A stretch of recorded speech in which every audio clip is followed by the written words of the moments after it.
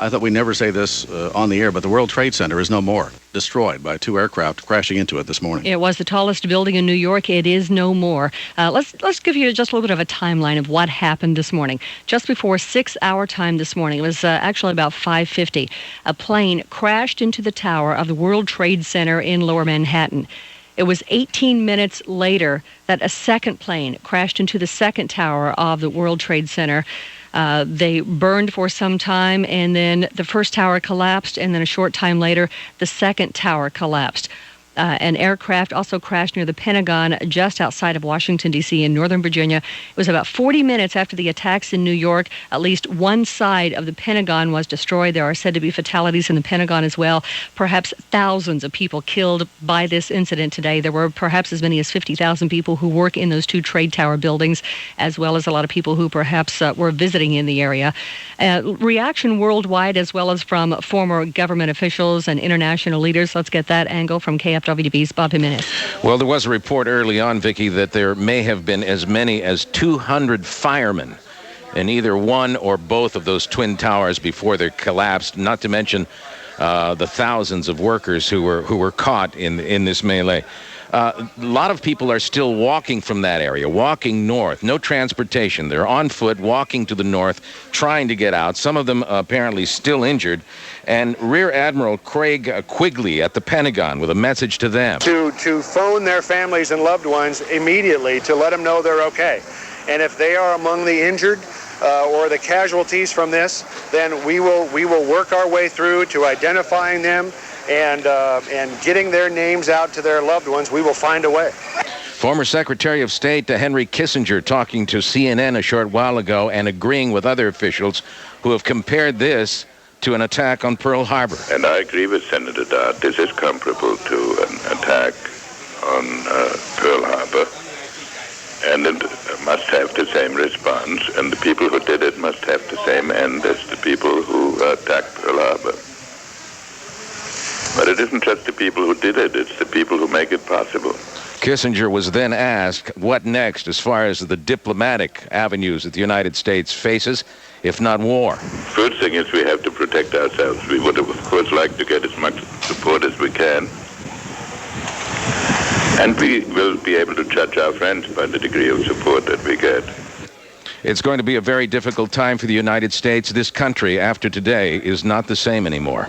Bob Jimenez, KFWB News 980. Yeah, WB News Time, 11:23. Let's go live now to KFWB's Aaron Kotecki in Century City. Aaron, we understand that some businesses have been shut down there. Quite a few.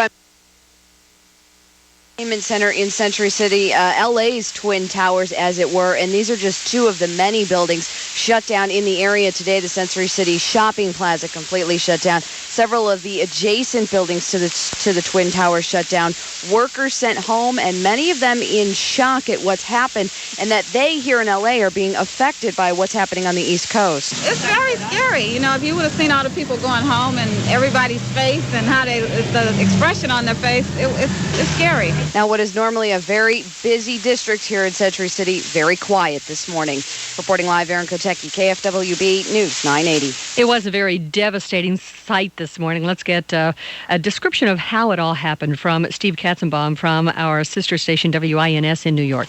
Just how bad is the traveling situation? Well, I can tell you right now, it looks like the entire city is just walking home. The Brooklyn Bridge is a sea of people coming off the FDR Drive, walking down from Midtown, walking across the East River to their destinations. All of the crossings have been closed off to vehicle traffic coming into the city right now. The only things coming in are emergency services vehicles. Now, the New York City Police Department has mobilized officers from all the outer boroughs.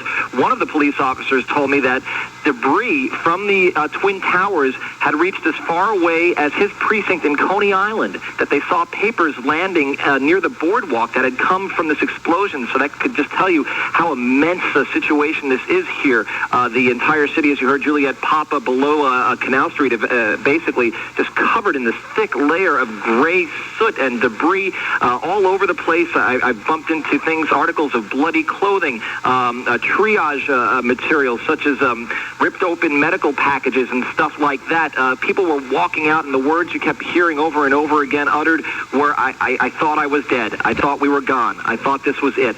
People are in total shock. Here we are almost 5 hours after this began, and people are still just trying to comprehend what happened here. One other thing I should note is that because so many police officers have been called in from the outer boroughs to help in this rescue operation here, that police officers from Nassau and Suffolk counties, as well as other outlying areas, have been asked to come in, and they are responding by units into the outer boroughs and are supplementing the NYPD patrols in the outer boroughs while in places like Brooklyn and Queens, while the New York City Police Department tends to matters here.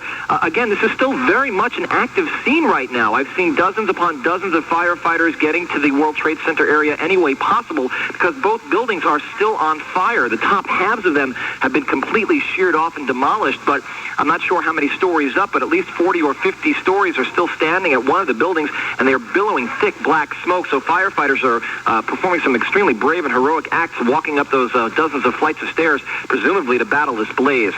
And that's Stephen Katzenbaum, a reporter from WINS in New York. And, of course, that was before the two towers collapsed. Very devastating situation trying to cover this morning for local reporters. Very devastating situation for the country as well as for the world. Joining us now on KFWB is UCLA psychiatrist and crisis specialist as Hosse's negotiation training, Dr. Mark Golson. And Dr. Golson, we have not had any incidents here on the West Coast, but certainly it impacts all of us. The news continues to flow. It will not be stopping, we know, for some time.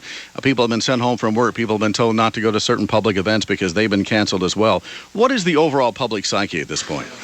Well, I think we're still all stunned and shocked. There's nothing quite to compare it to.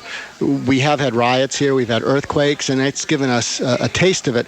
I think what's going on is that this is life will never be the same again in this country. We've been protected by oceans in Canada and Mexico above and below us. And I think the real challenge is, are we going to be able to live with life never being the same again? Now, all of us individually have that experience when you go into a doctor and find out you have cancer, or you find out you have some other untreatable disease, or you find out that you're going into bankruptcy. So all of us individually have those moments in our lives when we have to live with life never being the same again. The good news is there's a lot of strength in the human psyche, and there's a lot more resilience than we give ourselves credit for. And so we often, most of us, learn how to live with life being different. We're going to grow up today. It's something that's long overdue. We didn't want it to happen this way, but I think it's clear to say that we will make it through this, but we will be older and, let's hope, wiser. Many people we're talking to this morning say they have great concern about what's occurred, but they're trying to keep life moving forward. Is that the right idea? Very important to keep as many of your routines the same as possible. Now, of course, if you're going home from work, it's disrupted all your routines, the usual workday routines. But the reason routines are really important is that when you disrupt your routines, you feel more anxious than you need to. Our routines are the things that keep us focused, keep us away from feeling scared, overwhelmed, gives us something to focus on. So the more routines that you can maintain, probably the better you'll be at making it through this. Also, what's very important is to talk to other people. Talk to your families. If you're talking to your children, it's more important what you let them tell you than what you tell them. Let them be able to share whatever they're feeling. And if we can feel less alone in this, we'll make it through it. When you're alone in fear, it tends to be panic. When you're alone in anger, it tends to become rage. And if you're less alone, then we can make it through this together and hopefully a little wiser. All right, Dr. Mark Golson, UCLA psychiatrist and crisis specialist. And just a little bit of an update. Personnel from the Coast Guard and U.S. Customs Service inspecting all cargo and passenger ships coming into the ports of Los Angeles and Long Beach. According to the Coast Guard, ships will have to anchor outside the breakwater for inspection before being escorted to the docks. Also, ships leaving the docks will be escorted to the waters outside the breakwater.